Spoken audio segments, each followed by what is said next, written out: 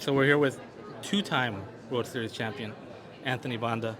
So Anthony, first things first, the breaking news is you're on Instagram now. I want to know how that kind of came about and kind of what pushed you to finally get on social media. Um, it was more about like I was talking to Sujo. She runs the Dodgers Instagram. I was like, man, if we win another one, I think I have to do it. I have to get back on the Instagram, and so yeah, that's kind of how it came about. Obviously, being off of it for a while, I just kind of wanted to get guided into you know, how to bring it back, and she's given us really good advice about what to do and how to go about it. But also, it was just something where it's like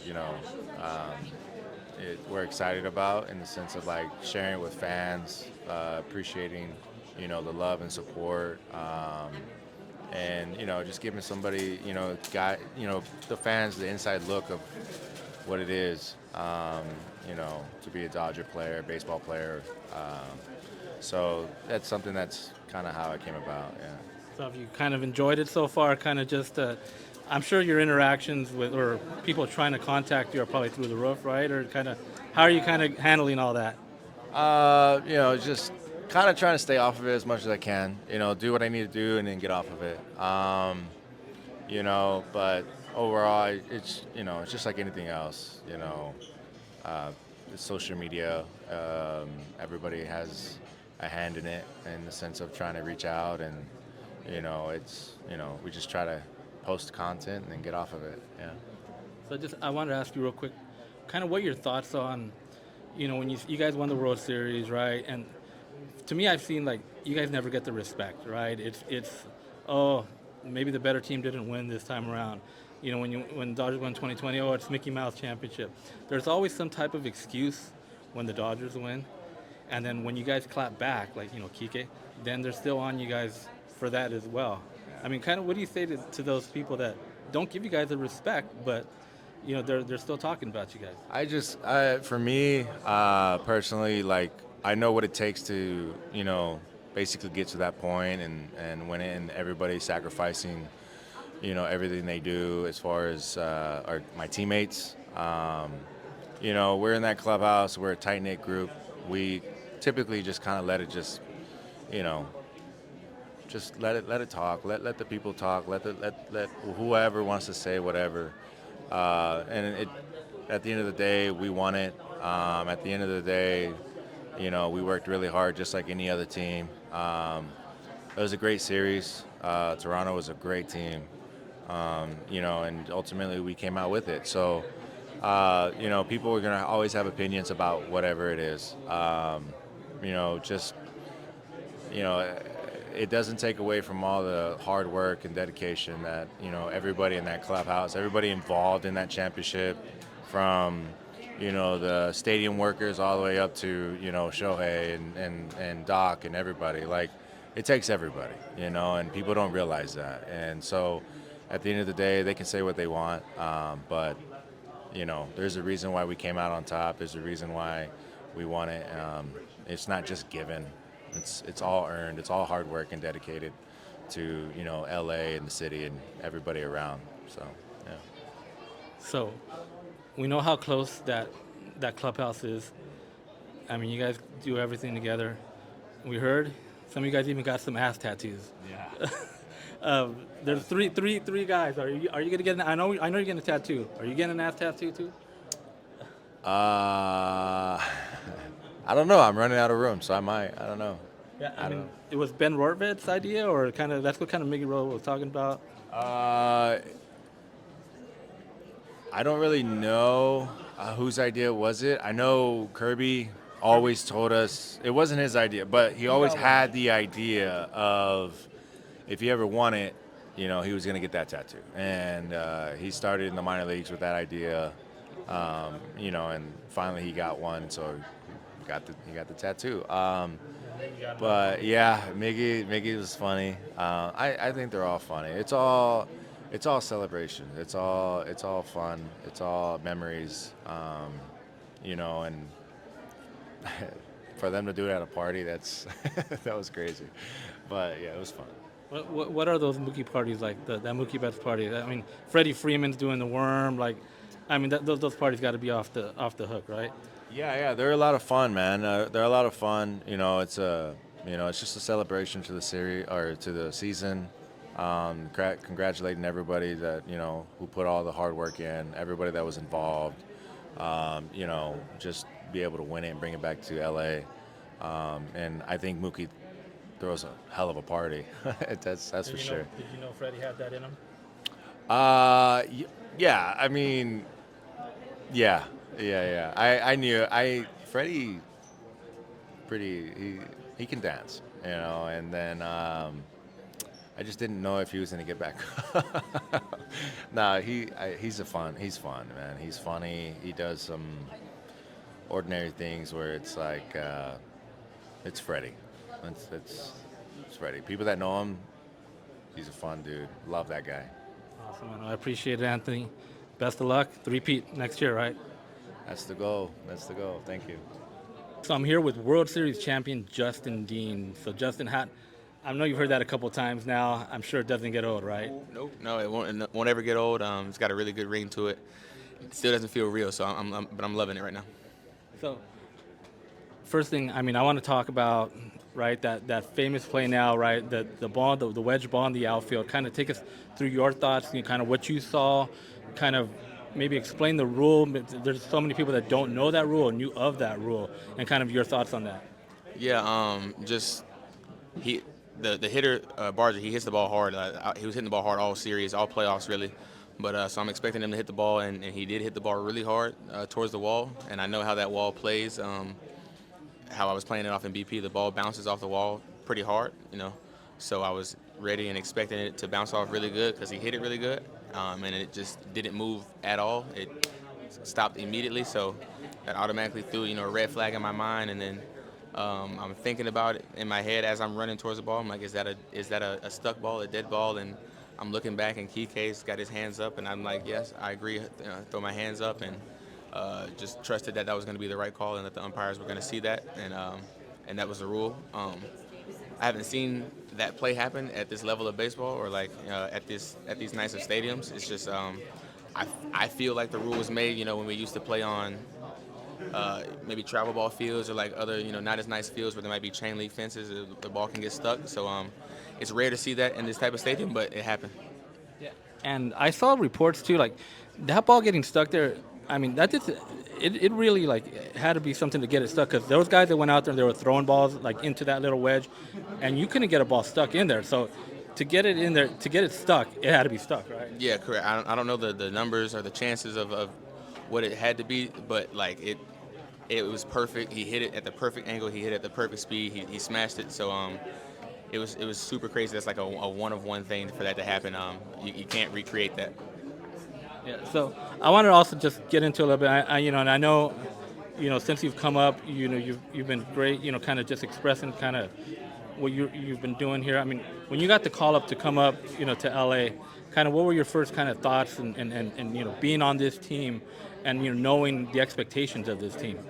Yeah, I was just super excited, super emotional, just after a long career in the minor leagues. But I wanted to immediately be able to help the team in whatever facet that was. I didn't know how much I would be playing when I got called up. I knew it wouldn't be a ton, but I knew I'd be mixing in here and there, and I just wanted to be able to help the team whenever that was, whenever I took the field, like I said, in whatever facet. So super excited from the jump to be a part of this great group, and I knew we had a chance to be playing for greatness.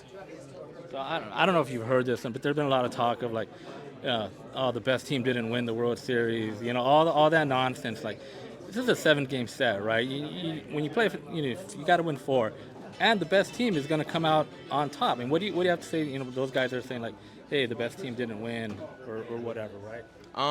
Yeah, it's kind of a two-way street, I guess, because at the beginning of the season they said that we were the best team and that we should win, and it's a failure if we don't. So, and then we're not the best team if in that situation, as they say. So it's kind of like, which one do you choose? But the Blue Jays, they literally did everything correctly. They I don't know, it was the craziest series of all time. They hit everything. They played great defense. Their pitchers were on one. So it's hard to fault them for for feeling that way. They should feel that way. They were the best team. They played, like I said, fantastic. We just happened to win the game. The object is to win the game, so maybe we were the best team. Yeah, I mean, obviously you're the best team. You're obviously the best team. Right. But also, when you look at, there's so much chatter about the Dodgers. The money, right? Everything that they've done. But and like you mentioned, like, hey, when you guys weren't playing that good, say in the middle of summer, right? All that chatter kind of died down. Like, oh, they're gonna choke again, or they're gonna do this. Right. But for you guys to come out, being down in that last, in Game 7, right? You're down to 2 strikes, and you have guys step up like you've done all year.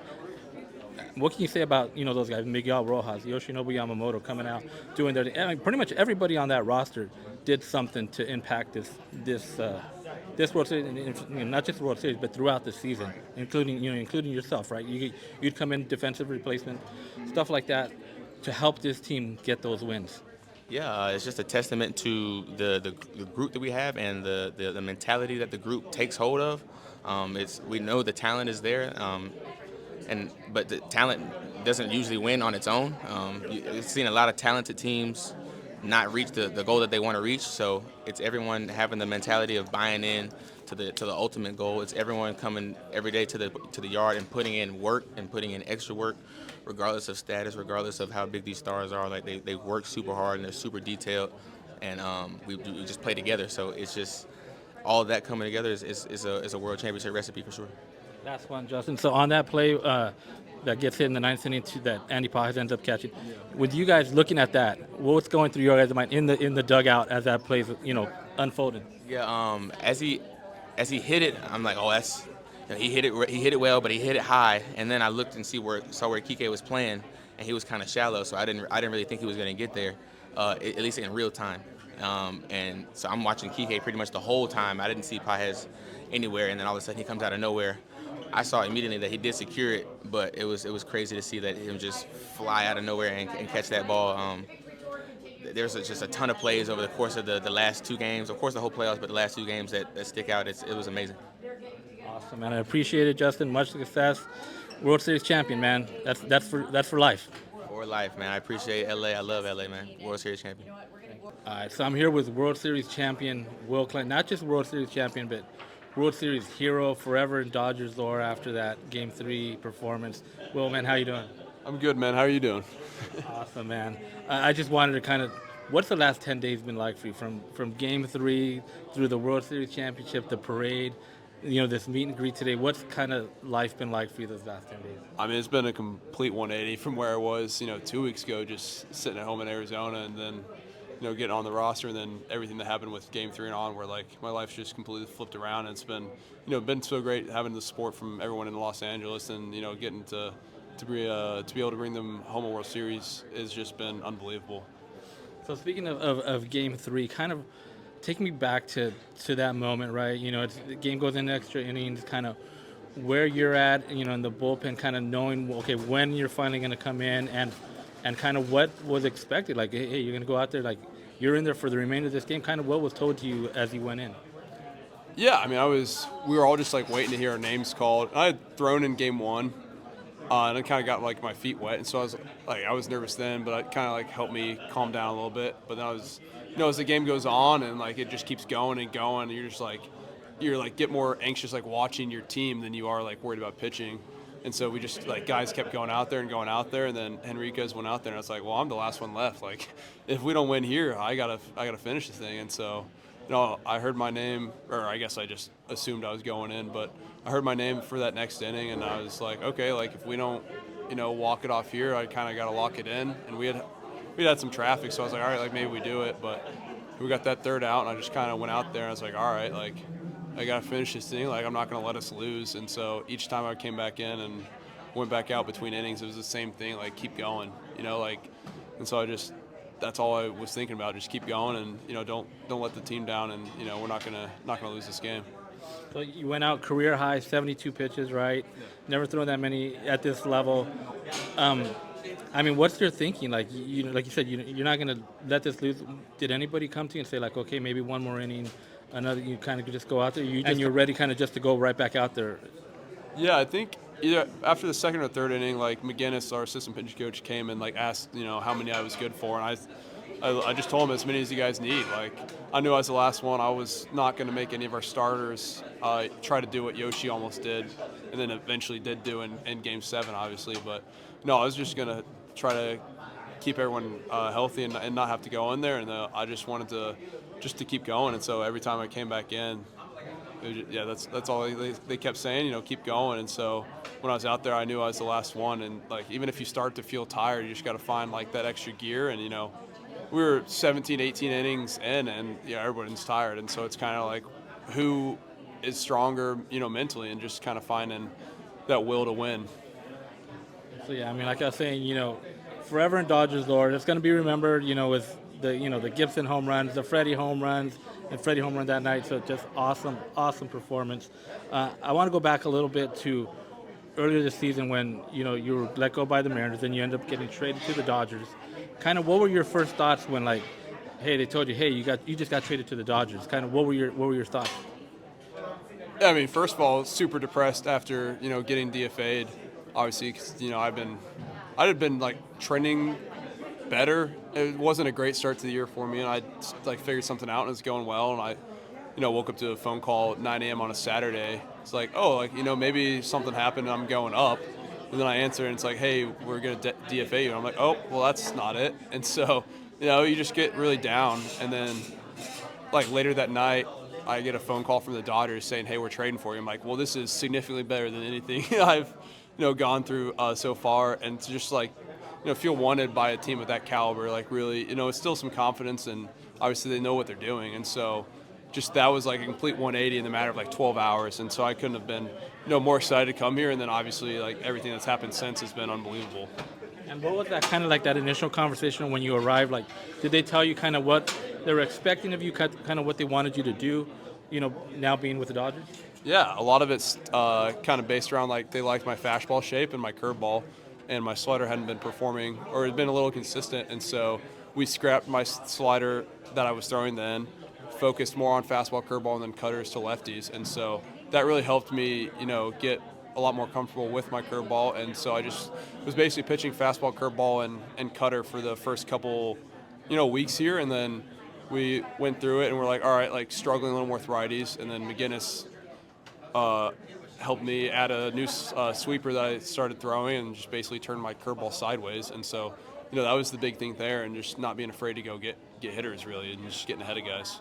And we hear this a lot with the Dodgers, right? Guys come over, kind of just changes their game. Guys like Evan Phillips, come over, different just relievers. What is it that the Dodgers have kind of some type of magic touch, right, to kind of fix guys and get them to their full potential? Yeah, magic touch, or just the philosophy, and just Pryor and McGinnis and Bard are just wizards. I never thought I could throw a sweeper, and then they're like, all right, well, if you just turn your curveball sideways and you can kind of seam shift it into a sweeper. And so I threw a couple, and I was like, oh my God, I can throw a 90-mile-per-hour sweeper now. That's sick. And so just having that, and then just the confidence they have in you instills confidence in yourself, and you see it in other guys. Then you kind of get into that with yourself, and just believe in yourself, in the mantra of just getting that first guy and getting ahead. And you kind of see it in practice, and then you do it in game, and then you kind of it builds and builds and builds, and just kind of the attitude and culture we have with the pitching staff just really helps that. I just wanted to touch real quick on one of your guys' leaders down the bullpen, Alex Vesia, right? Obviously, very personal situation for him. Kind of, what has he meant to you guys in that bullpen? That just your whole team. At this time, what does he mean to this team? I mean, he means everything. Obviously, you kind of see it with how it affected everybody, and just, being able to get that done for him means a lot with what they're going through. There, and he was obviously one of the leaders and stuff in the bullpen, and just so losing him for that series was tough. But I'm just glad he got to see that, and we got to do that for him. And we miss him, and obviously he hopefully he sees kind of what we did for him. Awesome. So last one. So just seeing kind of what this team did right in that game 7, Rojas, Yamamoto stuff. You as a pitcher, especially for Yamamoto, kind of when you see something like that, what does that kind of say to you or mean to you? That Yamamoto is the most insane pitcher I've ever seen in my life, and I mean, you can't count us out ever. Down 3-2 going back to Toronto, and none of us were ever like, oh, like this is over. We're like, all we gotta do is win one game, and then we won one game, and all we gotta do is win another one. And even when we were down 4-2, it's like you just know something's gonna happen. And then Muncy hit that home run, and we're like, all right, like we've got this. You're a little scared there for a second, and then Miggy hits that, and we're like, oh my god. And you kind of saw it coming, because of that whole like we cleared with them, and Hoffman was like kind of yelling at Miggy and Kirby, and then he was like the first to walk away, and you're like, kind of like, does he have it? Like if you're gonna talk crap and then walk away, it's like and then so it's kind of inevitable that Miggy was gonna go hit that off him, and then it just shows that like it doesn't matter what you've done in the past, it's like what you can do, and then everyone on the team just loved that for him. Like that was such a huge moment, and then the plays he had made, like even the day before when he wasn't hitting, like it was just having those guys go and do what they did just shows that, I mean, that you weren't going to beat us, Awesome. Well, I appreciate the time, Will. Much success going forward. And like I said, forever Dodgers champion, Dodgers hero, Dodgers lore. Appreciate it. Thank you.